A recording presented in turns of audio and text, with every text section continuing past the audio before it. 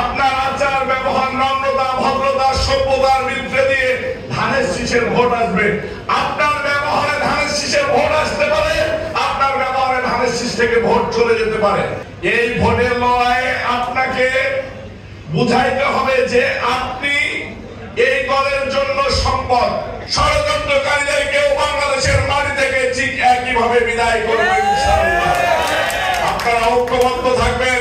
আপনাদের ঐক্যবদ্ধ নিরলস পরিশ্রমী বাংলাদেশ জাতীয়তাবাদী দলের শক্তি, আপনাদের শক্তি, বিএনপির ভারপ্রাপ্ত চেয়ারম্যান জনাব তারেক রহমানের শক্তি, আপনাদের শক্তি বিএনপির ভারপ্রাপ্ত চেয়ারম্যান জনাব তারেক রহমান সাহেবের মাতা, আমাদের নেত্রী বাংলাদেশের তিনবারের প্রধানমন্ত্রী, সফল প্রধানমন্ত্রী বেগম খালেদা জিয়ার শক্তি, আপনাদের শক্তি মানে বাংলাদেশের গণতন্ত্রের শক্তি।